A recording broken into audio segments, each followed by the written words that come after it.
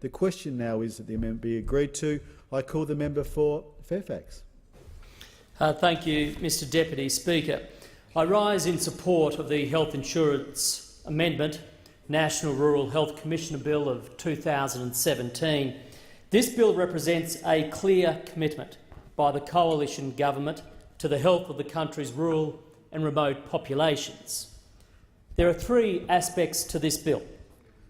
Crucially, it establishes a National Rural Health Commissioner, an independent voice and staunch advocate for health services in our regional, rural and remote areas of Australia. The bill also repeals two sections of the Health Insurance Act of 1973 to remove redundant and ineffective legislative processes. Together they bring attention and action to vital services in rural Australia. And I'd like to commend the Assistant Minister for Health and the former Minister for Rural Health for their vision and commitment to the well-being of these rural and remote communities, and it's for this reason that I support the bill. And let me set the scene, if I may, Mr Deputy Speaker, with words I'm sure you're familiar with. I love a sunburnt country, a land of sweeping plains, of rugged mountain ranges, of droughts and flooding rains. I love her far horizons, I love her jewels, sea, her beauty and her terror, the wide brown land for me. Dorothy McKellar's poem quintessentially sums up much of what we love about Australia. Her words, of course, refer more to the bush, and it seems around 7 million Australians agree with her wholeheartedly. A third of our population live in regional, rural and remote locations, Mr Deputy Speaker. Indeed, in my own electorate of Fairfax, on Queensland's beautiful Sunshine Coast, we are a part of regional Australia, even though we have more pristine wide beaches than sweeping plains, but we are indeed a sunburnt country with lots of mountains, and there are parts of our region that is also rural. The Sunshine Coast is not only the healthiest place on earth and the lifestyle capital of Australia, but reflective of all regional and rural areas, we benefit enormously from a supportive community, high rates of volunteerism and more social capital than our city cousins. However, it is unacceptable, an unacceptable reality, that residents of regional areas, and especially rural and remote communities, of which Fairfax has only a sliver, experience poorer health outcomes, higher levels of illness, and exhibit a higher health need to those who live in the cities. Indeed, on average, those who live in the bush don't enjoy the same access to health services and their related infrastructure. And this is why this bill is so essential, Mr Deputy Speaker. The establishment of a National Rural Health Commissioner is a crucial commitment of the coalition government and the cornerstone of the government's future investment in rural, regional and remote healthcare services. The government has committed $4.4 million to create and support the Commissioner, who will provide frank and fearless advice and have the ability to influence the future of our country's rural healthcare policy. One of the fundamental barriers to an effective rural healthcare system is the distribution of the country's healthcare workforce, and it is recognised that the numbers of doctors with specialist and advanced rural experience and training is decreasing. I have first-hand knowledge in my own electorate of Fairfax, Mr Deputy Speaker. On the Sunshine Coast, our smaller regional towns are fighting for primary healthcare providers. As the Minister knows, I've been actively campaigning for assistance to attract a GP to the rural town of Kenilworth, whose 600 residents have been without a permanent GP for nearly 2 years now. And it is also well known that my colleague, the member for Fisher, and I have been actively working together to try and secure additional medical places through the national review that is currently underway so that Griffith University can establish a medical school in our region. This is important so that some of the best and brightest from our region who wish to study medicine can stay in our region to complete the entirety of their degrees. But it's also important to attract future medicos, not just to our region, but to other regions and rural areas across Australia. And it makes it far more likely, if they can attend a local medical school, that they might be interested in living and building a career in regional and rural areas. So you can rest assured, Mr Deputy Speaker, that the people of the Sunshine Coast are very alive to how important and effective distribution of healthcare workers really is. And I'm delighted, therefore, that the National Rural Health Commissioner will be taking responsibility for rural workforce issues.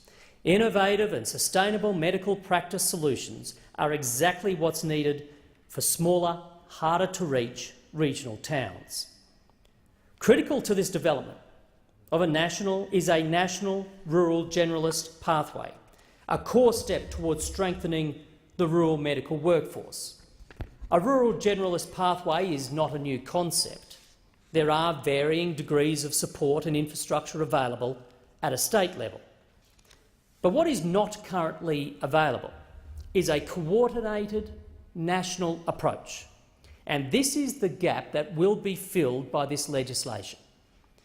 However, it should be noted that the National Rural Health Commissioner will not be a lone ranger. He or she will work closely with those who are best placed to advise on the needs of regional, rural and remote communities, the people who live and work there. It is the rural and remote people themselves who are best placed to understand the issues and to develop and manage these solutions. The Commissioner will work directly with these community stakeholders, the health sector, universities, specialist training colleges and across all levels of government to gain the best understanding of the issues and advise the government on how to address them. It is recognised by the Rural Doctors Association of Australia that there is, and let me quote, a pressing need for reforms to build a rural medical workforce with the qualifications, skills and experience to deliver a generalist medical service that spans the general practice and hospital setting. Without this workforce, the health outcomes of people living in rural and remote areas will continue to lag behind their urban counterparts.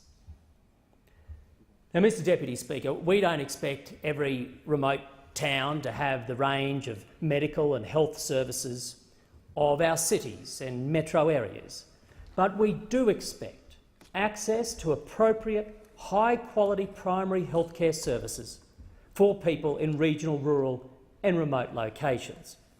And the appointment of the Commissioner and development of the National Rural Generalist Pathway are means to help achieve that very end. The Commissioner will work with rural health sectors and training providers to define what is a rural generalist and to develop options for increased access to training and appropriate remuneration, recognising their extra skills. You see, rural doctors are different from those in the cities. They need a broader and specialist skill set to bridge the gap in services experienced in the communities that they serve. These skills require training. They should be recognised and they should be remunerated accordingly. These are the types of initiatives needed to bring healthcare professionals out of the cities and into our rural, regional and remote communities. But we're not just talking about GPs and specialist doctor services. The Commissioner will be responsible for advising on opportunities to improve rural health careers more broadly. This includes in the areas of Indigenous health, nursing, dental health, mental health, midwifery, and allied health. There is significant scope to provide a national approach to multidisciplinary healthcare delivery across other healthcare services as well. The bill also cleans up 2 sections of the Act which are now redundant. It was identified that the functions of the Medical Training Review Panel were being duplicated by the National Medical Training Advisory Network, and it was the panel themselves that recommended it be abolished.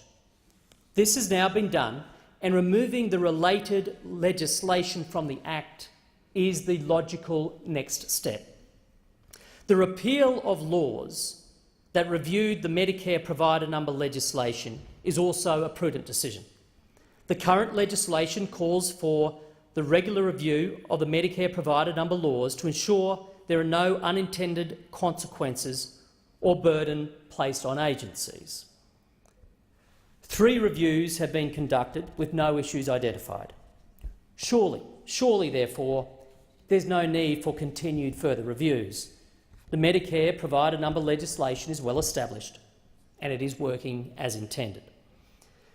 Mr Deputy Speaker, locally based services play a key role in the sustainability of our regional, rural and remote communities, and healthcare services are a core component of just this.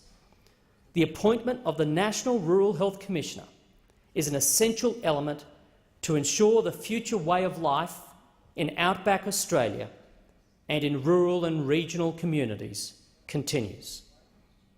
I commend the bill to the House.